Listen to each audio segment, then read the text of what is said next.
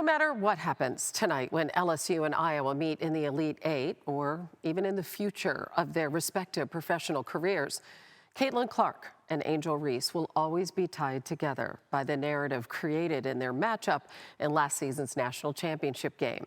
The events in the waning moments of LSU's victory led to a national debate on rivalry, respect, and the unapologetically competitive nature of women's basketball.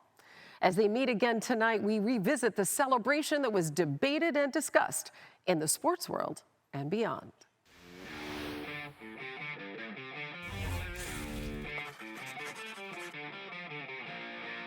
Robinson, Clark firing again. Oh my! Caitlin Clark, a showstopper. Clark connects on a three. I don't know what that means. What's it like kind of having, a whole arena wrapped around your finger like that? I feel kind of powerful. It's kind of cool.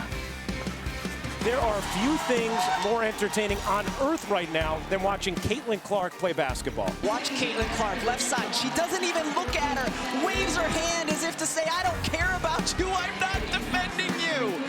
I don't know who she is. I don't know what kind of moxie she has. I don't know what's in her, but I want some of that.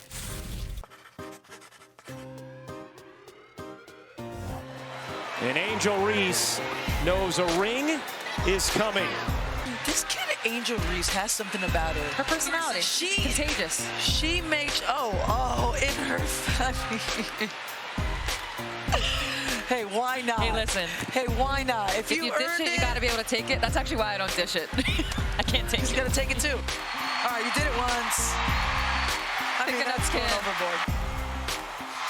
LSU has captured its very first national championship. At what point were you waiting to pull out this? Kind of the Caitlin Clark. Caitlin Clark is a hell of a incredible player for sure. But I don't take disrespect lightly. South Carolina, they still my SEC girls too. Y'all not gonna disrespect them either. So I had a moment at the end of the game, and I was in my bag. I was in my moment. There's a lot blown up on Twitter about Angel Reese following you around, pointing to her ring finger and taunting you. Honestly, I have no idea. I was just trying to get to the handshake line and shake hands. When she did it the first time, it didn't bother me as much. But when she kept doing it, stayed in her face, and then with the pointing of the ring thing, I thought it was actually a little bit too much and a bit in poor taste. Caitlin Clark, again, no shade in her direction. But does anybody doubt that her behavior would have been very, very similar if she was the one winning instead of LSU? Yeah. She would have done the same thing. So eat it. Accept it. This is good for the women's game. I feel like we have to let these young women be unapologetically themselves. I don't think Angel should be criticized at all.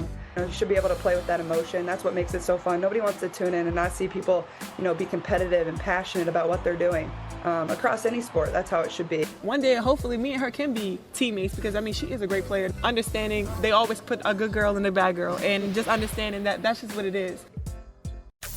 Hey, welcome into the women's basketball studios alongside Chiney, Ogwumike, and Andraya Carter. I am Elle Duncan. It was just over 2 weeks ago on Selection Sunday when we were doing our little math, and we were like, maybe we could potentially get the exact matchup we're getting tonight, a rematch of last year's national championship between LSU and Iowa, but with different pieces involved. So I want you guys to give me a player to watch and an X factor in this one. Okay, so I'll start with the reigning national championship LSU Tigers, because the player to watch in this game for LSU is Angel Reese. And you have to say Angel Reese because Iowa has limited depth when it comes to their post players. Angel Reese has to be aggressive. She has to think, eat, and get on the glass. Angel Reese is coming off of 15 double-doubles in a row. The X factor, Flau'jae Johnson and her ability to get downhill, put pressure on the rim, and take big-time shots, and seatbelt gang. But LSU is going up against the greatest college scorer of all time in Caitlin Clark. One thing we know is she's going to score. She had 29 points in her last game. But the X factor here, more honestly,